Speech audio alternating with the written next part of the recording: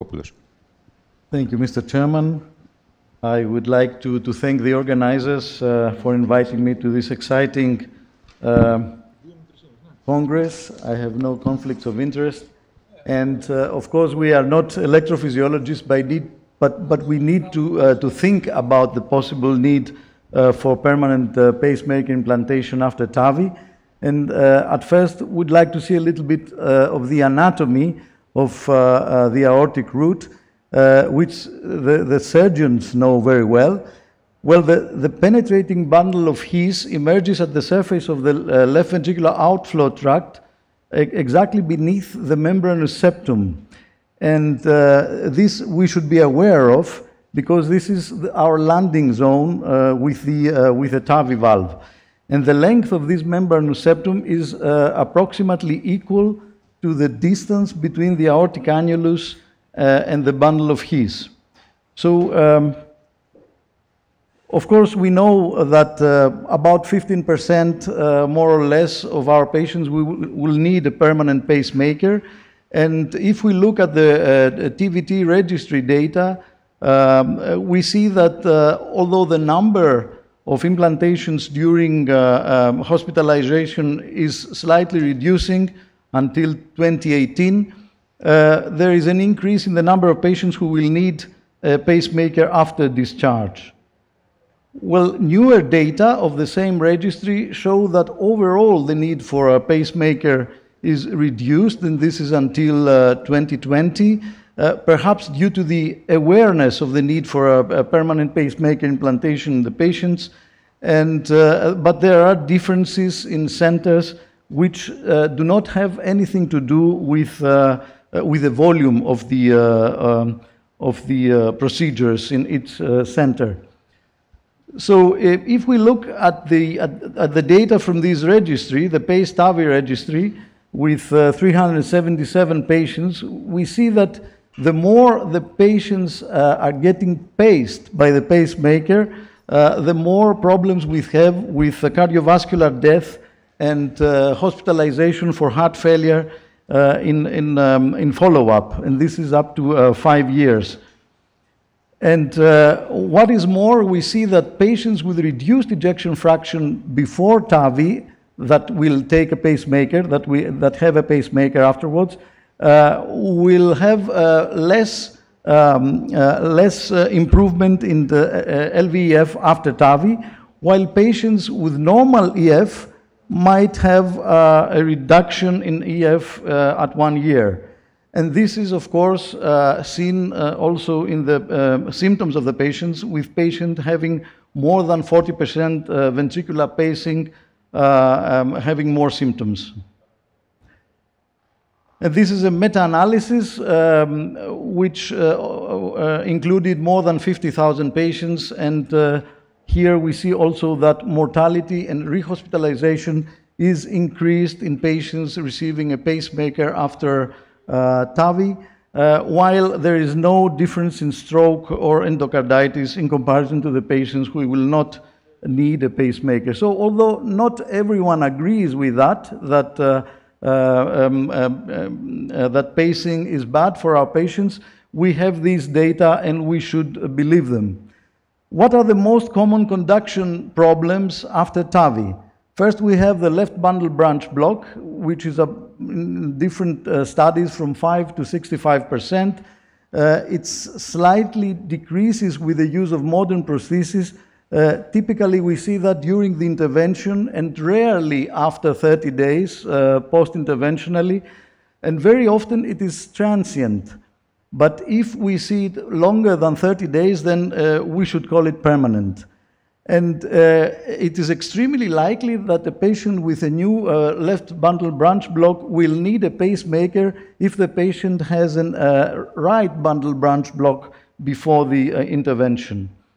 The other most common conduction problem is the atrioventricular block. It's about 20% after TAVI, and usually happens immediately during the intervention or just after the procedure, and often resolves on its own but there we need a little bit longer temporary pacing for our patients in order to be sure that it has resolved and the patient is safe. But if the block does not resolve, then we need permanent pacing, and there are, of course, some cases with late or delayed high-grade AV block, which could possibly explain syncope or sudden death after TAVI.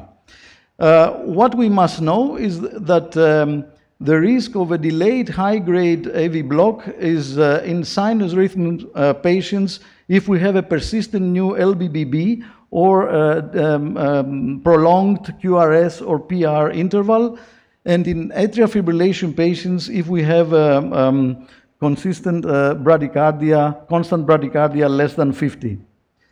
So there are some predictive factors that could increase the risk of a patient needing a pacemaker, and they have to do with anatomy, pre-existing ECG changes, technical things like balloon dilatation of the prosthesis, the choice of the prosthesis, or oversizing, implantation death, and of course calcification of the aortic root. So if we see one by one, there are some demographic predictors. Possibly male sex is a predictor of need for pacemaker. Male patients need a larger prosthesis, but we need less frequently to oversize, and this is probably a weak predictor. Age is also a possible predictor, older age. Increased BMI is also a predictor. We don't have here an obesity paradox. And possibly patients with renal failure have also a higher risk. On the other hand, if we see the ECG and computed tomography predictors, a short membranous septum, as said, less than 8 millimeters is a predictor for permanent pacing, and the distribution of calcification and the size and shape of the LVOT and annulus may also play a role. A pre-existing RBBB, as said, is a very important predictor, and of course, if we have prior abnormalities of the AV conduction, this also increases the risk. Peri-procedural factors, as said, is the valve choice. We had the Lotus Edge valve, which is not anymore in the market because of a high pacemaker implantation rate. And with the self-expandable valves, we have a higher need for pacemaker with a pooled incidence of 25% in older studies, and certainly higher than the balloon expandable valves. This is because of the, more or less because of the deeper positioning in the older times of these self-expandable valves. And with the balloon expandable valves, perhaps there is a higher risk of pacemaker need with the Sapien Ultra because of the outer skirt. But this we still have to see. With the Accurate Neo, there's a very low need for a pacemaker, probably because of the reduced radial forces and the supraannular position of the valve. And generally, with larger valves, more than 29 millimeters, we need probably more pacemaker implantation. The depth of the implantation of the valve, of course, is a very important reason because it has a direct relation with the need for pacemaker. And of course, the most important factor is the difference between the length of the membranous septum and the implantation depth. The post-dilatation increases also the rate of need of pacemaker, and as said, the ECG changes should also be considered. There is a risk score with a very good,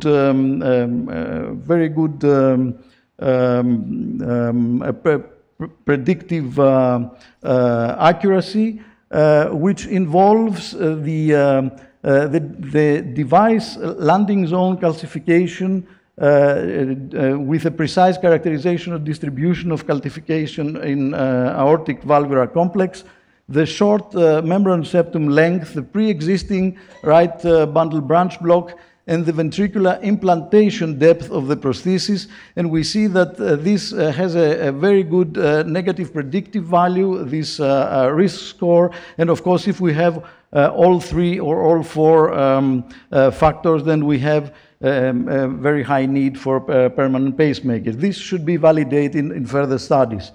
So what we have to do, as said, we should avoid excessive oversizing and of course undersizing, because then we will have regurgitation. We need sometimes, as Dr. Georgiou showed, to make some compromise decision between the need for a pacemaker and the risk of coronary ischemia, and then of course we decide for the pacemaker. And of course we need nowadays to lower the implantation, to put the valves higher with the Midas approach or the cusp overlap technique. This is the Midas approach. They measure the length of the with the CT, the length of the membranous septum, and then they try to position the valve a little bit higher so as to not interfere with the His bundle. And the cusp overlap technique we have seen in the last years, we implant the valve as high as possible, judging from the non-coronary cusp. And you can see in an old patient of ours with a pre-existing conduction problems in ECG and a very low left ventricular ejection fraction, after almost 2 years, the measurements in the ECG have become better than before the implantation, and the patient is doing fine. We have results from this meta-analysis for the cusp overlap technique, which showed that really we could implant less than half of the patient's pacemakers after using this technique. And then the question is, what happens if we really have abnormalities with conduction after TAVI? What we do then? We have the guidelines, the ESC guidelines of 2021, and we see that there are some cases, and then we have to decide according to what we have with the patient. If we have a persistent high degree AV block, meaning at least 24 to 48 hours after TAVI, or a new onset alternating bundle branch block, then of course we need a pacemaker. This is easy. If we have a pre-existing right bundle branch block with new procedure conduction disturbance, meaning transient high degree AV block, PR prolongation, or an axis change, then we need also a permanent pacemaker. This is a class 2A indication.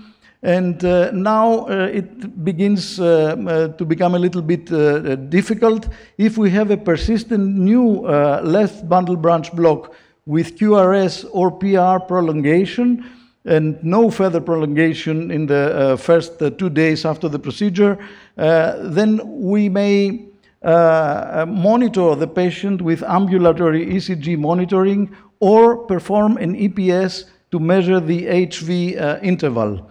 Of course, a high risk for high degree AV block in a new onset LBBB is the existence of atrial fibrillation, prolonged PR, or a low left ventricular ejection fraction. And last, if we have a pre-existing conduction abnormality with further prolongation of QRS or PR interval more than 20 milliseconds, then we also need to monitor the patient with ambulatory ECG monitoring or perform an EPS. This is here a 2B indication, and of course with no further prolongation of QRS or PR during the 48-hour observation. Otherwise we would fall to another category. The new LBBB is not so benign. Of course, we see it very often, but if we, in this study, the patients were followed with ILR reveal for a year, and they saw that many patients had, about half the patients had arrhythmic events during follow-up, and 11% of those would need a pacemaker or ICD. On the other hand, here is another study from the Mayo Clinic, and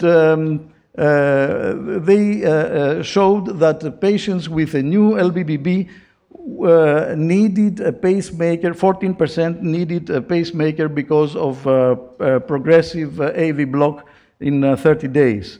So we need to look after those patients, although the patient is not anymore in the hospital. We are not electrophysiologists, but if the electrophysiologists are asked what to do in cases of new or pre-existing LBBB after TAVI, or patients with other... it's the last one. It's the last one. Then there are various answers, and this might be explained due to the differences in the guidelines between USA and Europe. So in conclusion, conduction disturbances remain a concerning complication after TAVI, and permanent pacemaker implantation is, however, associated with higher risk for mortality and rehospitalization. Patients will need continuous ambulatory ECG monitoring in order to have them safe and decide if they need eventually a pacemaker. Of course, we have some progress with the prediction for the need of permanent pacemaker implantation, but still this is an unmet need, and perhaps we have some gaps in evidence. We have to recognize the anatomy of the membranous septum, and probably we need to involve the measurement of the length of the membranous septum in the MDCT measurement protocol before TAVI, so as to decide for the corresponding optimal implantation depth in our patients. Thank you very much. Thank you, Mr. Rigopoulos.